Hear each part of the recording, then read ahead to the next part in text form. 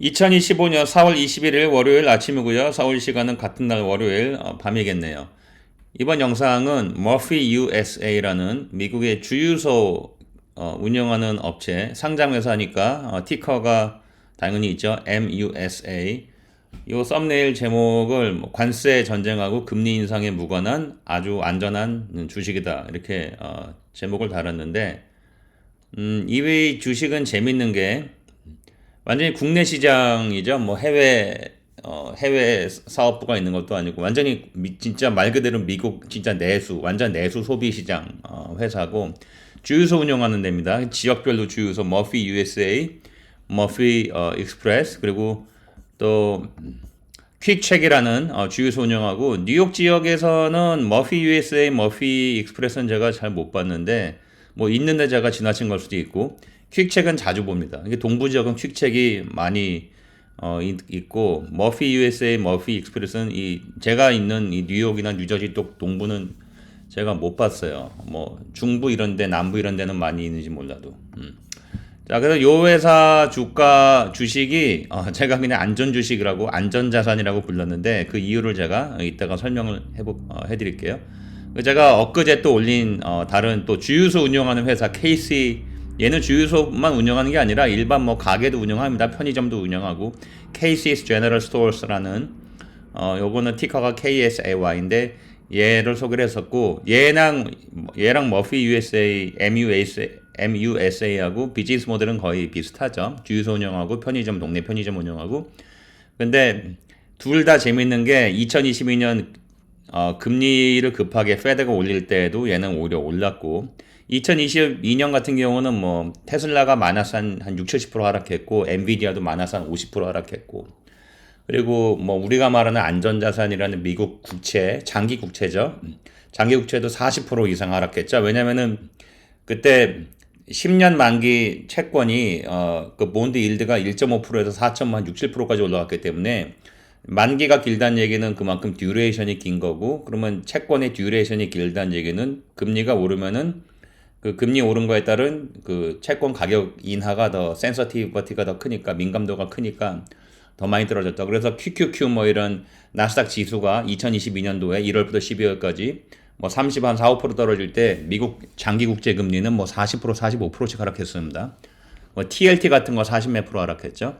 그러니까 우리가 말하는 뭐 안전자산, 미국 국채가 안전자산이다 하는 거는 우리가 만기 때나 뭐 6개월에 한 번씩 그 쿠폰을 이제 이자를 지급하잖아요. 그 채권에서 미국 정부가 그 디폴트 리스크, 뱅크럽시 리스크가 정부의 그 이자하고 원금을 만기 때 못 갚게 되는 그런 부도 리스크가 거의 제로라는 얘기지. 미국은 그냥 돈 찍어서 주면 된다 이거죠.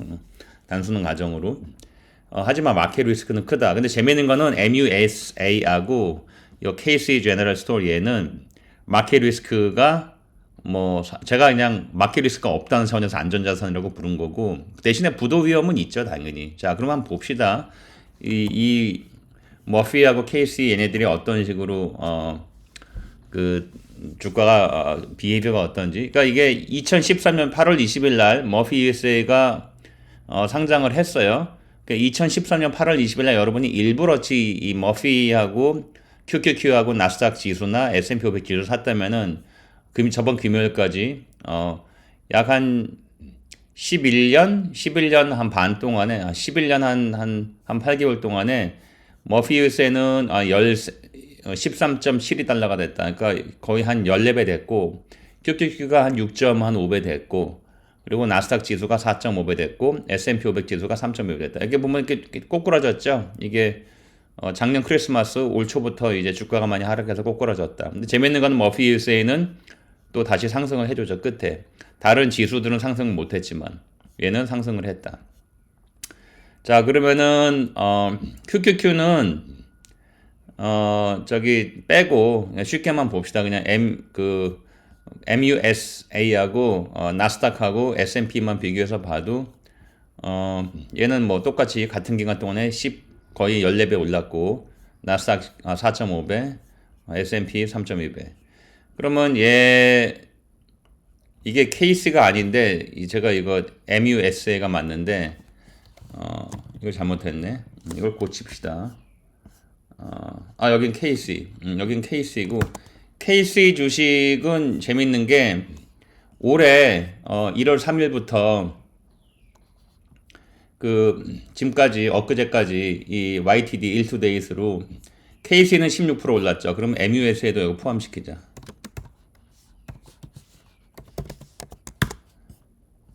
MUSA 포함시켜서 보면은 올해 KC는 16% 올랐고 MUSA는 여기 오렌지색이 2% 올랐어요.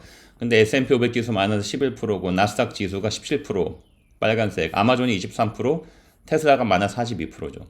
그러니까 두 개, KC하고 머피는 잘 버텼다, 잘 올랐다. 이거 올해 두 개 회사. 둘 다 비즈니스 모델은 비슷하다 그랬어요. 지역 국도상에 아니면 고속도로나 국도상에 편의점하고 주유소 운영하는 그런 비즈니스 모델이고. 자, 그럼 KC도 같이 넣어볼까 여기?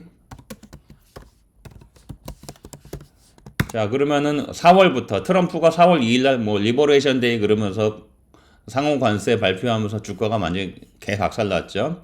4월 2일부터 현재까지 머피는 6.3% 올랐어요. 케이스는 3.7%로 둘이 잘 버티죠.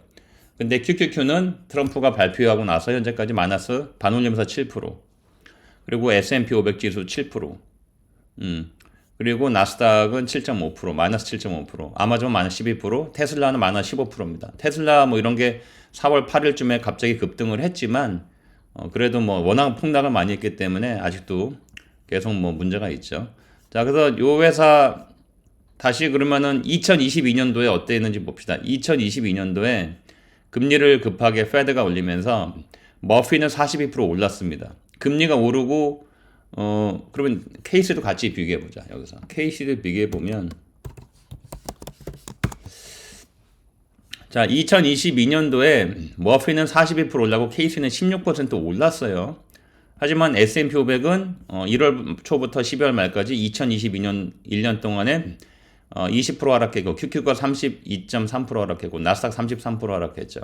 테슬라가 68% 하락했습니다. 아마존도 50% 하락했고 엔비디아도 뭐 한 반타작 났어요.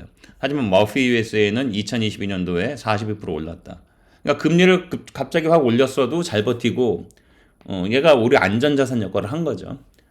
그때 뭐 TLT 같은 거 40% 이상 하락했고 미국 국채, 장기 국채에도 뭐 40%, 45%씩 하락했는데 오히려 얘는 그러니까 베라가 마이너스죠. 주가가 S&P 500이 20% 하락해도 얘는 42% 올랐고 케이스도 16% 올랐으니까 얘는 베라가 오히려 마이너스인 거죠. 베라가 마이너스인데 또 재밌는 거는 시장이 좋을 때 여기 보면 봐요. 시장이 좋을 때는 나름대로 또 계속 줄 잘 이제 버텨줬다. 그쵸?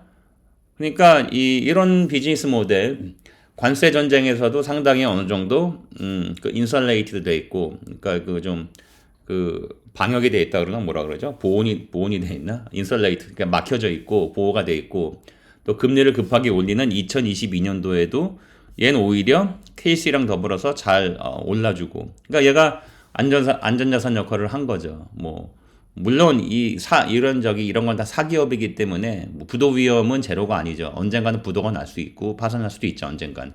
하지만 이렇게 금리가 급히 올라가는 와중에서도 얘가 진정한 마켓 리스크가 오히려 없는 그런 역할을 해줬기 때문에 제가 그래서 제목을 KC하고 더불어서 머피 USA를 안전 주식을 하고 제가 이름 붙인 겁니다. 그래서 뭐 요런 주식도 있다. 그러니까 미국의 순수한 뭐 해외 뭐 비즈니스 이런 거 전혀 없이 순수하게 국내 시장에서만